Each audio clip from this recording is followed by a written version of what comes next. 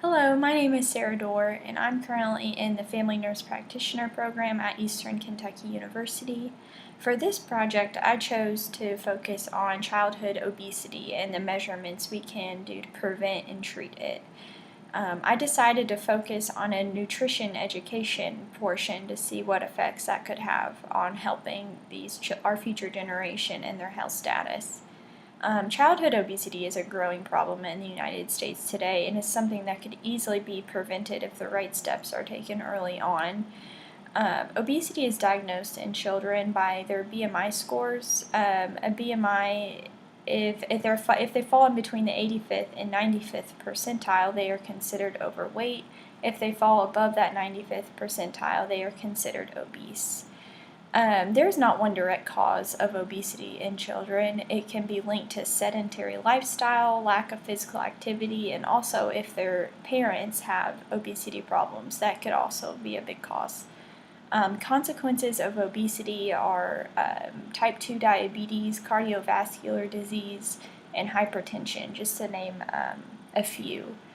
The purpose of my project was to improve the health status of just our overall future generation with their food choices and their weight. My target audience is children, but for my specific project, I chose to focus on a 6th grade class here at a local school. Advanced practice nurses play a huge role in our future generation and teaching them. We have the power to educate not only children but their families on how to prevent and control obesity and the food they pick. So to start with this project, I did a fairly extensive research to look to see what other people did to improve nutrition on children. Fairclough and his research members conducted a study that implemented the change curriculum, which was 20 weeks of weekly lesson plans that focused on a healthier lifestyle and nutrition and physical exercise. After 10 weeks, this intervention demonstrated a significant difference for waist circumference and BMI. And participants that were considered overweight at baseline demonstrated the largest change, which was what we wanted. Viggiano and his research members also conducted a randomized control trial using a board game that teaches about nutrition and energy expenditure in random schools to see if it helped nutritional status and current obesity rates in those schools. The BMI scores also improved in the treatment group as the children considered a normal weight increased from 51 to 58%, and the obesity rates went from 14% to 9% in their patient population. Barganavi, over the course of the 7 months of the intervention group, received nutrition workshops twice a month for students and once a month for parents. They offer the opportunity to visit industrial food companies and healthy cooking workshops and receive inspirational text messages to the students to see if that could all help with making the children choose healthier food choices. So although this study did not result in a statistically significant result regarding BMI and waist circumference, the numbers did improve in the intervention compared to the control group, with the BMI going from 29.2 to 28.2 in the intervention group. The mean difference between the intervention and the control group in the BMI and the waist circumference with baseline, middle, and end were statistically significant though. Jingjing and his research members also conducted a study that evaluated the effects of nutrition lessons and physical activity on obesity in children in a school environment. This study also did not have significant treatment effects were seen with BMI and waist circumference, but when they were adjusted with the post-hoc comparisons in the comprehensive intervention group, they did have greater decreases in the BMI. So for my project, I chose to do it at Tates Creek Middle School at their 6th grade class.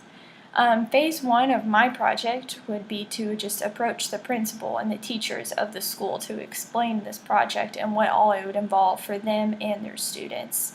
I would bring all their worksheets and any lesson plans that I had planned to do with the students there with this meeting as well. In phase 2, I would have a meeting with the parents to obtain consent for their children to participate in the study. I would send the consent, if they wanted to sign the consent there, they could, or they could have a week to return it and read over all of the paperwork and contact me at any time. Child assent would also need to be collected to make sure the child understand what they were getting into. Phase 3 would be a pre-assessment that would be using a 10-question questionnaire, and I would also be passing out food diaries to all the children and explain to them what I wanted them to do. So I would have them write down all of their meals for the duration of the study to see if it improved over time, their food choices. I would also obtain the BMI scores of each child. I would do this in a private room and make sure that no names were associated with this whole process. Weeks 2 through 7, I will have a weekly lesson that's about 1 hour that focuses on health and nutrition. I would still encourage the children to fill out their food diary and continue to answer any questions they have along the way. Week 8 of my study would be a post-assessment where I would do the questionnaire again and the food diaries collected and the BMI scores obtained once again. The last phase in my study would be a 6-month follow-up period where I would also get the BMI scores again to see if over time with improved health choices that it improved.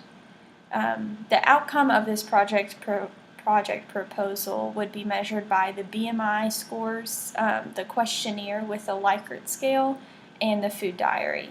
The BMI is scored by dividing the child's weight in kilograms by their height in meters and then dividing that answer by their height again. Like I said, the questionnaire will be evaluated by the Likert scale, and the food diary will be analyzed by the same person to ensure consistency in the results. Thank you so much for listening to my project proposal. I hope you learned something, and thank you so much for listening.